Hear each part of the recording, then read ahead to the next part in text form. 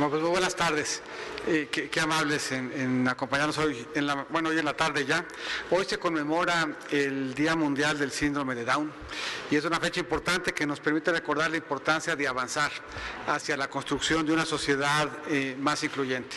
Hoy tuvimos un ejemplo aquí en un evento justamente con quienes habrán de representarnos en la campaña en los diferentes estados, una red que habrá de buscar hacer de la inclusión eje de la campaña y eje del gobierno. Comentar, ayer el presidente del Consejo Coordinador Empresarial llamó a que profundizáramos en el debate y quisiéramos hacer eco de la importancia de que sí lo hagamos. Una contienda presupuestaria es relevante y debe de llevarnos a contrastar ideas y defenderlas, debe de llevarnos a contrastar perfiles y a compararlos.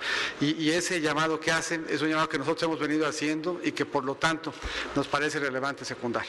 Agradecidos y a sus órdenes. Una pregunta de Gerardo Cedillo de Enfoque Noticias, por favor. Hola, ¿cómo está? Gerardo.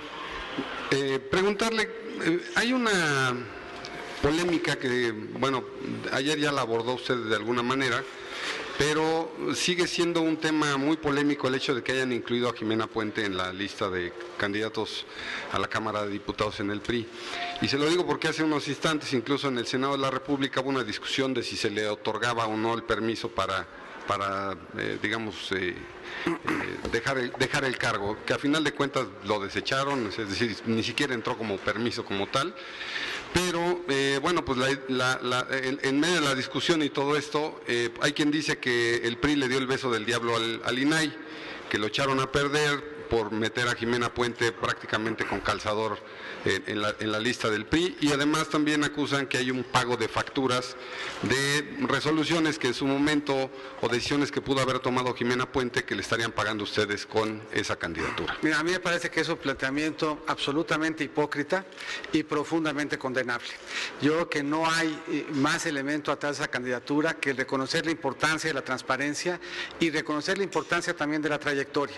Y sorprende mucho que quienes han sido parte del IFE en su oportunidad y que después manifestaron expresión partidista, que quienes fueron representantes de México en instancias internacionales y que hoy revelan que tenían una militancia partidista, que quienes escondidos atrás de la supuesta autonomía intelectual y que hoy revelan tener una preferencia partidista, sean capaces de criticar una propuesta en donde no hay más afán que reconocer la importancia y la centralidad de la agenda de la transparencia en nuestro trabajo legislativo.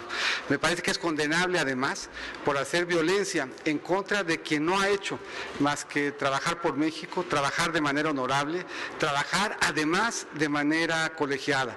No hay en la iniciativa más interés que el de privilegiar y mandar la señal de que al centro de nuestra gestión, del trabajo legislativo y del trabajo de gobierno, habrá un empeño y un pleno compromiso con la transparencia, y me parece que es querer encontrar una litis donde no la hay, seguramente queriendo desviar atención de quienes por la vía de la lista plurinominal dieron fuero a impresentables, dieron fuero a quien tiene pendientes con la justicia y dieron fuero a quienes han sido acusadas de secuestrar, incluso de matar.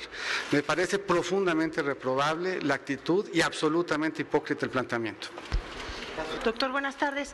Para consultarle su opinión sobre esta preocupación que manifiestan los inversionistas ante el riesgo de que se pueda cancelar el proyecto de la construcción del aeropuerto internacional en la Ciudad de México, si eso golpearía o pegaría directamente a los mercados como ellos lo están manifestando. Lo haría sin ninguna ambigüedad.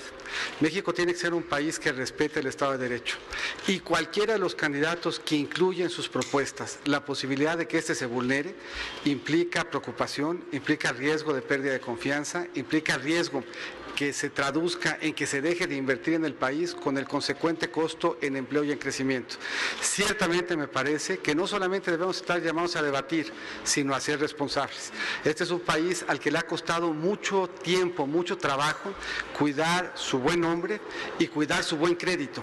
Y con solamente algunas propuestas irresponsables, esto puede perderse. Yo no solamente haría un llamado a que debatiéramos ideas y propuestas, haríamos un llamado a que abonáramos trabajamos en favor del Estado de Derecho y de la confiabilidad del país en términos de ser un buen receptor de inversión externa y de inversión interna, de ser un buen destino para que invirtamos y crezcamos, de ser un buen espacio para apostarle, para crecer y para que ese crecimiento se traduzca en mejores condiciones de inclusión y de empleo. Y la segunda sería, la iniciativa privada hace un llamado para dejar de lado los agravios. Yo le quiero preguntar, de mantenerse las tendencias en las preferencias electorales, ¿ustedes estarían dispuestos a negociar con el PAN para integrar un frente anti López Obrador? Nosotros vamos a ganar. Esa es nuestra convicción, esta es nuestra certeza, es lo que se desprende de nuestros análisis y no tenemos más adversario que los problemas de México y no tenemos más que la certeza de que en equipo, con buenos perfiles, buenas ideas y además con una propuesta que genera certidumbre en vez de duda, que manda señal de certeza en vez de espantar la inversión de los mexicanos y de los extranjeros, vamos a hacer la alternativa que logre el mayor consenso en la elección en julio. Israel Navarro, de Milenio. Doctor, ¿cómo está? Muy buenas tardes. Oiga, doctor, ayer se reunió con el Frente Nacional por la Familia. Este fue un frente que, bueno, hace unos años estuvo en contra de la iniciativa del presidente para los matrimonios entre personas del mismo sexo. Quisiera preguntarle, más allá de la respuesta que nos ha dado del respeto al artículo 1 constitucional, ¿está a favor o en contra del aborto y de los matrimonios entre las personas del mismo sexo? Lo que he dicho, yo repito, nosotros estamos obligados por la plataforma y la plataforma se inscribe en la lógica de respeto que plantea el artículo 1 constitucional. Y ese me parece que tiene que ser el elemento rector en la contienda y en el gobierno. Compartimos valores, compartimos la centralidad de la familia como eje rector de la política pública, pero compartimos esos valores de familia en el marco de la Constitución y en el pleno respeto del artículo 1. Entonces, ¿sí comparte los ideales de familia de este frente? Tengo valores de familia, los tengo en lo personal, pero son valores de familia que reconozco y son valores de familia que asumo en el contexto del respeto absoluto a la Constitución y a la plataforma de la coalición. Gracias. Y si me permite una segunda pregunta, doctor. Habla usted de perfiles y de candidatos.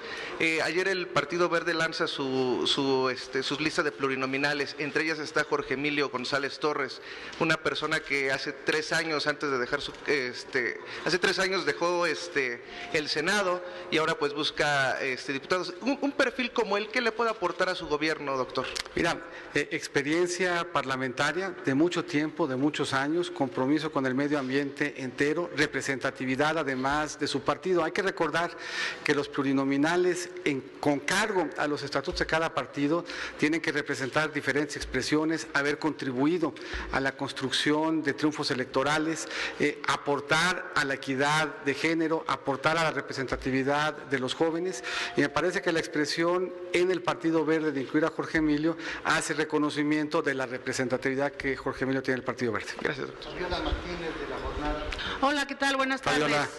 Le quiero preguntar, ayer también nos hizo algún señalamiento, pero ya pasaron algunas horas, ¿y cuál es la investigación que han hecho al interior de los partidos que lo postulan y de su propio equipo de campaña? ¿Tienen o no alguna relación con esta polémica consultora política, Cambridge Analytica?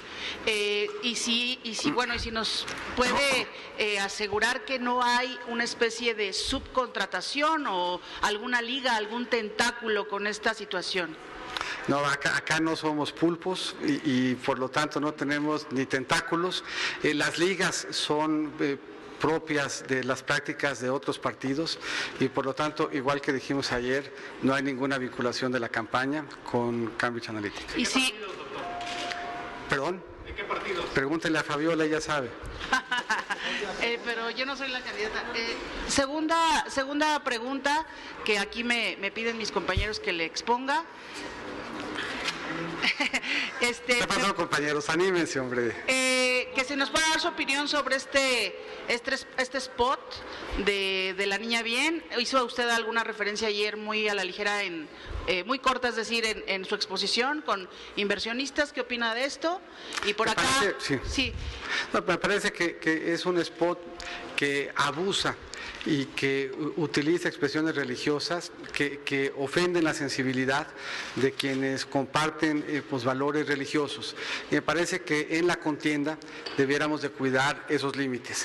Sí me parece que fue un spot que al ofender pues, las creencias que tenemos muchos mexicanos se excedió, y yo creo que vale la pena que en esta contienda, en donde con toda libertad expresemos nuestras ideas, cuidemos el límite de que no se rebase por la sensibilidad y el respeto a valores y creencias. Y por último, López Obrador. ¿Es tuya o es por interpósita persona? Interpósita.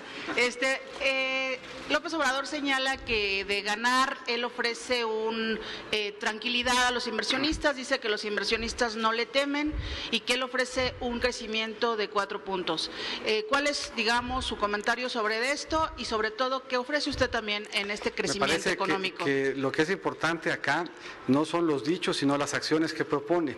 Quien propone cancelar un aeropuerto en el que se han celebrado ya contratos por cientos de miles de millones de pesos, que implican 450,000 empleos en potencia, la posibilidad de reinventar la Ciudad de México, quien ha sugerido que no va a revisar el proceso, sino los contratos mismos para decidir cuáles sí y cuáles no. Es una gente que vulnera el Estado de Derecho, que preocupa, que genera incertidumbre y que atrás de esa incertidumbre pone en peligro la estabilidad de nuestra economía. Vuelvo a insistir, es importante que debatamos, pero es importante que tomemos definiciones de si estamos en favor de la estabilidad, si estamos en favor del Estado de Derecho o si estamos en contra. Por lo que hoy vemos es que quien está en contra del Estado de Derecho preocupa, y es una preocupación que mina la confianza en el país, y cuando se pierde la confianza se pierde la inversión, y cuando se pierde la inversión se pierde el empleo. Me parece que son temas y afirmaciones preocupantes las que ha venido haciendo, y yo he puesto al centro de mi programa de gobierno que, por cierto, tendré la posibilidad de desahogar, porque estoy cierto que voy a ganar, al Estado de Derecho como eje rector. Orlando Ramos, del Economista. Descarta una eventual alianza entre su coalición y el candidato Anaya, ya sea de manera formal o en los hechos. La única alianza que nosotros vamos a hacer, la única alianza expresa, abierta, es con los ciudadanos para ganar la elección en julio. Última pregunta de Adriana Hernández, de 724 Noticias. Acá, candidato, buenas tardes. A mí me gustaría insistir un poco en esta consultora de Cambridge Analytica. El INE en días pasados firmó un acuerdo con Facebook. Ante este escándalo que se está dando y el riesgo de que se metan estos procesos electorales, ¿se puede echar atrás esta firma de este acuerdo entre el INE y Facebook? ¿Pone en riesgo el proceso? Mira, mi impresión es que no lo pone en riesgo. Mi impresión es que ese convenio lo que pretende es acotar la posibilidad de que a través de las redes sociales se disemine noticias falsas, y me parece que lo que es muy importante es que tengamos filtros para distinguir las noticias de las noticias falsas, y me parece que en ese sentido el trabajo que hacen ustedes es muy valioso. Yo hoy lo reconozco y lo agradezco, la posibilidad que tienen los ciudadanos para empezar a formar un criterio en términos de lo que está pasando en las campañas, hoy lo pueden tener de primera mano del trabajo serio, ético y responsable que hacen ustedes, y me parece que cualquier esfuerzo que hagamos para que las noticias falsas y sobre todo la injerencia de otros países esté fuera del marco de esta elección es valioso, es bienvenido y es importante. Hay que buscar acá contraste en personas, contraste en propuestas, y para que ese contraste se pueda hacer hay que buscar veracidad en la cobertura, y lo que pretende el convenio con el INE es buscar junto con Facebook mecanismos que permitan esa veracidad.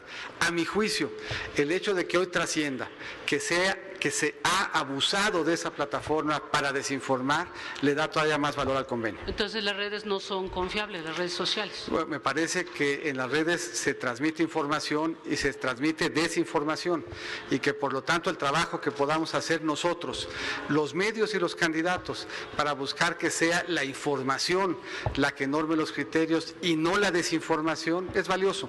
El centro del convenio del INE es, sabiendo que esas plataformas se utilizan para desinformar, trabajar con las plataformas para que la información que se difunda sea información en la medida de lo posible apegada a la verdad, y que con cargo a ella se puedan tomar mejores elementos. Muchas gracias, compañero. Candidato, me permite una pregunta, por favor. Nayeli Roldán, reportera de Animal Político. Hoy el Coneval da a conocer este informe sobre la evaluación de política de desarrollo social y bueno, el balance de esta administración pues no es mejor que hace unos años. Incluso dice que se ha incrementado el presupuesto en algunos programas, pero que no ha disminuido la pobreza, es decir, el impacto de los recursos públicos no ha beneficiado finalmente a las personas a las que va dirigido. En una cuestión de autocrítica, ¿cuál podría decirnos que son los motivos de estos resultados, toda vez que usted pues incluso estuvo en la Secretaría de Desarrollo Social y sobre todo si se debe a esta política asistencialista que se ha criticado también el Coneval en varios de sus informes? Mira, el Coneval hace varios informes y diferentes cortes. La evaluación que hace hoy parte de un corte entre el 2008 y el 2016. La información que también ofrece Coneval permite evaluar el resultado de la política del 2014 a 2016. Entre el 2014 y el 2016 hicimos reformas profundas en la forma como desplegamos la política social en el país y por primera vez logramos primero que se abatieran todas las carencias y segundo, que se abatiera y de manera muy importante la presencia de la pobreza extrema. Fueron 2 millones de mexicanos los que abandonaron la condición de pobreza extrema. Estos son datos de Coneval, son datos que permiten evaluar el cambio en la política de desarrollo social que se dio entre el 2014 y el 2016 y acreditan que ese cambio en política fue valioso, estuvo bien orientado, logró buenos resultados y que en ella debiéramos de profundizar. Y lo que nosotros hemos planteado como eje de gobierno es que hagamos una revolución en la política social basada en los resultados que se alcanzaron entre el 2014 y el 2016, gestión evaluada por Coneval y que con sus propios resultados acredita haber tenido buen éxito. Muchas gracias. Gracias.